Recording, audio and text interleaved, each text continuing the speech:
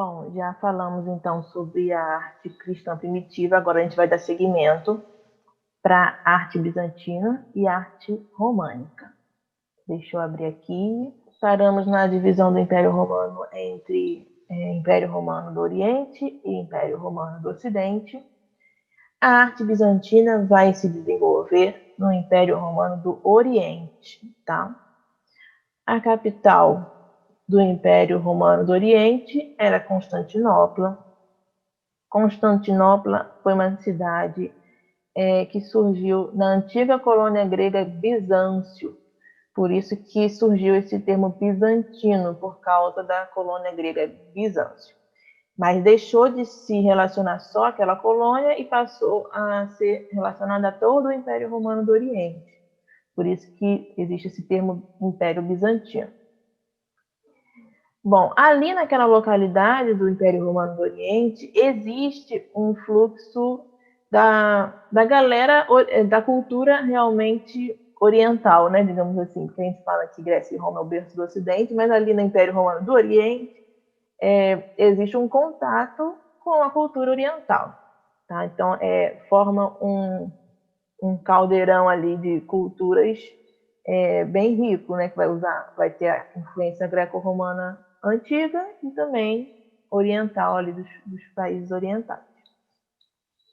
Aí, como nós vimos anteriormente, o cristianismo é agora a religião oficial. Não existe mais nenhum cristão se escondendo agora. Pelo contrário, a arte cristã ela quer demonstrar poder, quer demonstrar riqueza.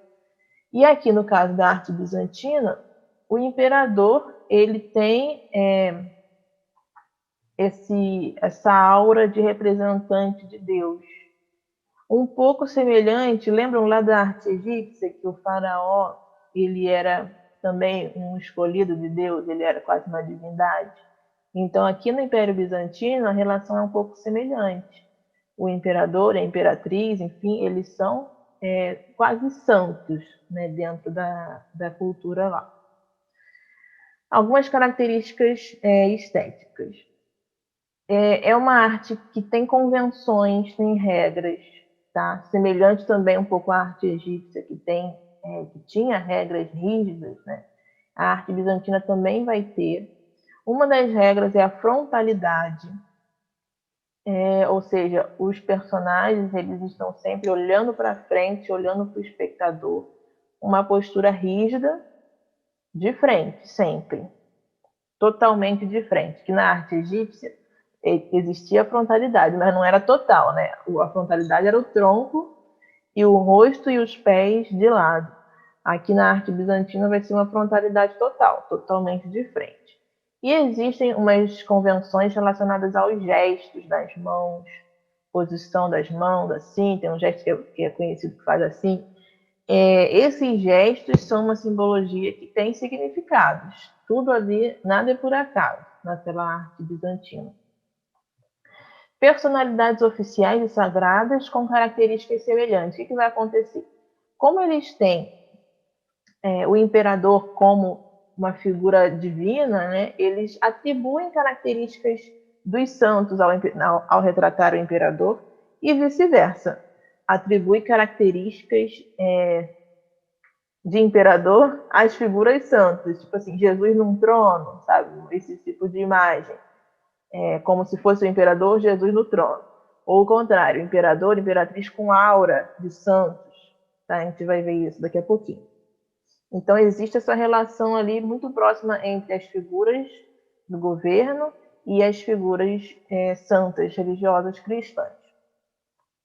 Uma característica da arte bizantina são os ícones. O que são os ícones? Eram peças em madeira pintadas, sempre com personagens religiosos, tá? Vai ser Jesus Cristo, vai ser Maria, Jesus e Maria, às vezes os apóstolos, vai girar sempre em torno dessas figuras, então um suporte em madeira, que era muitas vezes portátil, a pessoa carregava com ela ou tinha em casa, né, tipo um altarzinho, e esses ícones muito ricos, com ouro, né, com pedras preciosas, eram pinturas.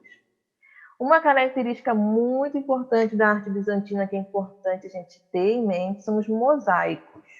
O que são mosaicos?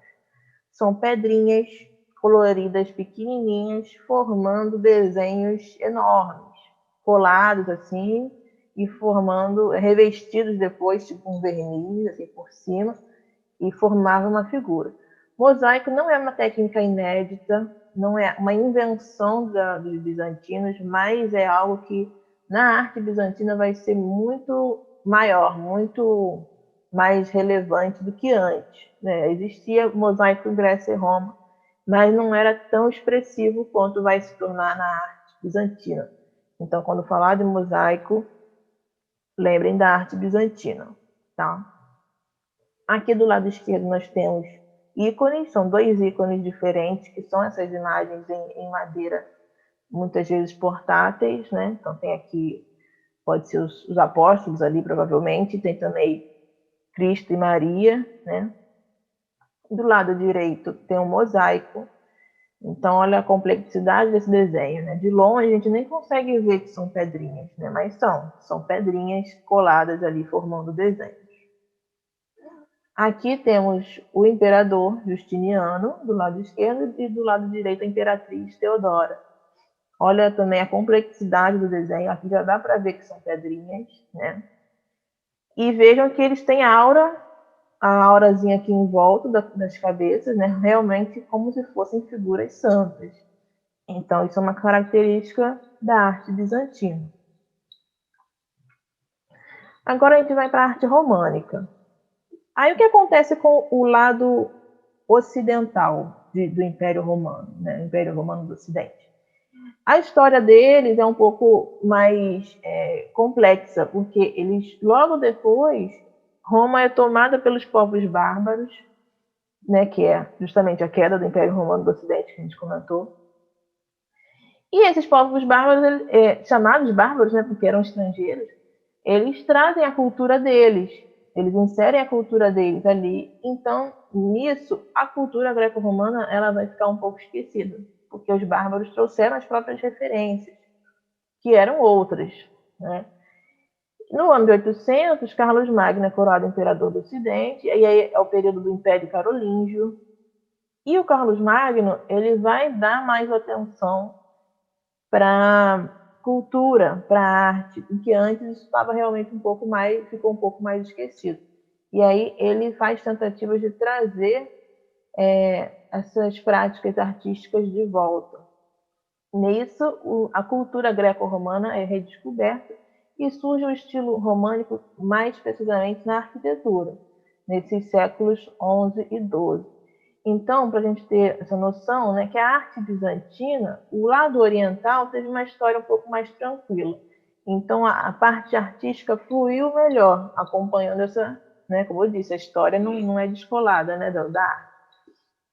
Teve uma história mais tranquila, então as expressões artísticas também fluíram com mais tranquilidade.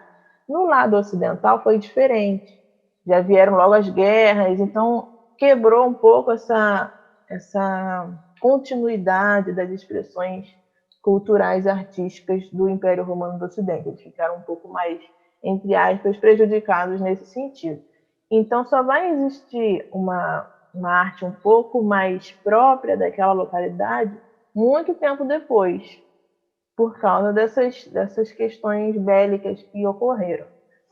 Então, a arte românica vai ser principalmente na arquitetura, e aí vão surgir as igrejas românicas, também chamadas fortalezas de Deus, porque elas eram, vocês vão ver aqui, elas são assim, bem pesadas. Você olha, é uma estrutura pesada, não é muito verticalizada, como a gente vai ver depois no gótico, isso vai mudar.